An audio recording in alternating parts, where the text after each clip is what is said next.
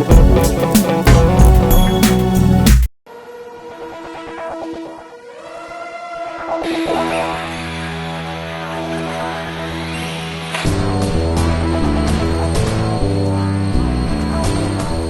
had grand plans today to show you something really cool, but the weather is definitely not cooperating. So what do you do in British Columbia when it rains? Take the fun indoors.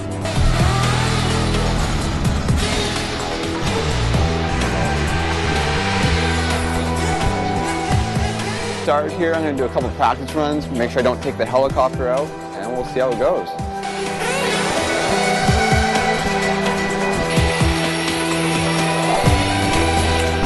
Okay, we're with Mike Tapp today, classic RC car racer, guy that's been in this sport for at least 30 years or better. I'm going to ask him a few questions about some of this cool stuff you're still hoarding at home. Yeah. So you've got your Tamiya car you built for the series that we're going to be coming up with, and you've got a classic. What is this? And you would hold it in your left hand if you're right-handed, and you'd steer like this, and your throttle would be right here. Pretty heavy thing. You wouldn't want to be throwing it at one of your competitors.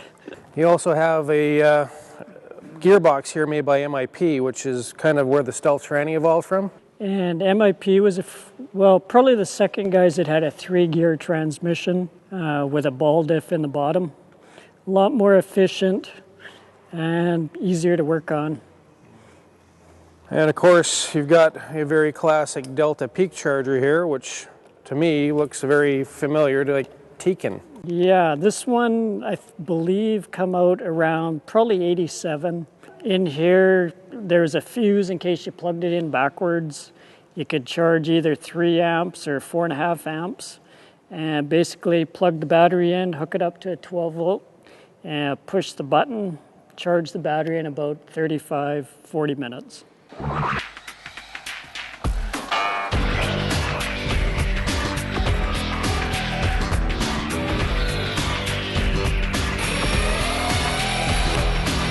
We're talking to Norm McEwen. He's got one of the classic Tamiyas here. This is replicated after a real Volkswagen Beetle suspension. That was what they had to go by back then, I guess in the late 70s, early 80s. A lot of die-cast metal parts. Yeah. Very heavy compared to today's standards of carbon fiber and lightweight aluminum. Hard plastic shell, unlike the Lexan bodies used today, which are much lighter. As you can see here, the car with the shell removed. You can see the waterproof compartment that they had back then. I guess the receiver sat up front here. Yeah. Steering servo was somewhere in this area, and then the battery pack through the crossways. So what kind of radio system did you use back in the day? Well, it would have been something like this Futaba Attack twin stick radio before there was the pistol grip radios were available. So you had to steer with the stick here, and this was your throttle. And you always had the antenna, not like these days where everything is 2.4 spectrum, no antennas or frequency conflicts to worry about.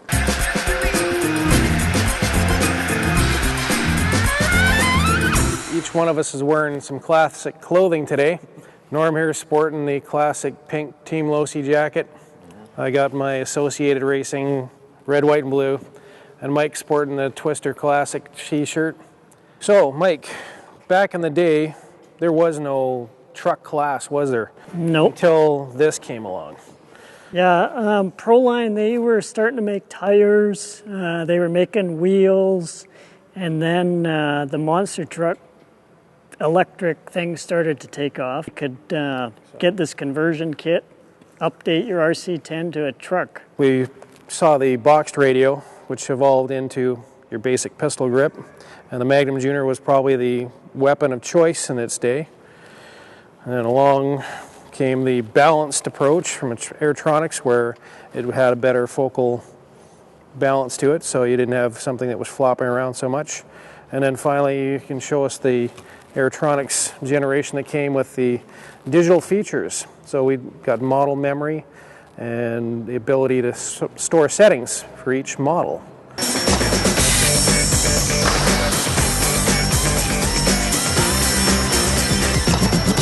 So there you go, a look at some really classic RC goodies, and thanks for watching.